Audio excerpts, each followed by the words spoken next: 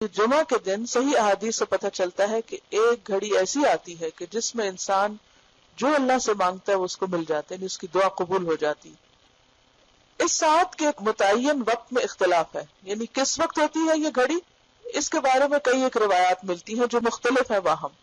مسلم کی مفرد روایتوں میں حضرت ابو موسیٰ رضی اللہ عنہ کی حدیث ہے کہ امام کے منبر پر بیٹھنے کے وقت سے لے کر نماز کے ختم ہونے تک ہے۔ مسلم کی حدیث کے مطابق امام کے منبر پر بیٹھنے کے وقت سے لے کر نماز کے ختم ہونے تک۔ ایک اور حدیث میں ہے کہ وہ امام کے خطبے سے فارغ ہونے سے لے کر نماز ختم ہونے تک ہے۔ تو نماز بھی تو دعاؤں کا مجموعہ ہے، اگر اس دوران وہ گھڑی آ جاتی ہے اور آپ کا دل نماز میں حاضر ہے تو آپ جو بھی پڑھ رہے ہیں قبول ہو جائے گا انشاءاللہ۔ ایک اور حدیث میں ہے کہ وہ امام کے خطبے سے فارغ ہونے سے لے کر نماز ختم ہونے تک ہے۔ حضرت جابر کی حدیث میں ہے کہ وہ عصر کے بعد کی آخری ساعت ہے، یعنی سورج غروب ہونے سے پہلے کا وقت ہے۔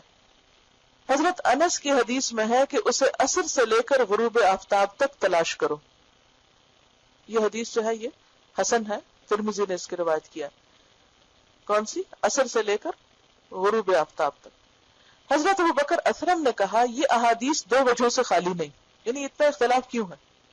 یا تو بعض احادیث بعض سے زیادہ صحیح ہوگی، یعنی ایک وجہ تو یہ ہے، اور یا پھر یہ ساتھ مختلف اوقات میں منتقل ہوتی رہتی ہوگی، جیسا کہ لیلۃ القدر رمضان کی آخری 10 راتوں میں منتقل ہوتی رہتی، یعنی ایک جمعہ کو مثلا خطبے کے دوران کی گھڑی ہے اور پھر کسی اور میں نماز کے بیچ کی، کسی اور میں عصر کے وقت کی، تو اس وجہ سے ایک وقت نہیں بتایا، پھر تو کیا ہوتا اگر ایک وقت پتہ چل جاتا؟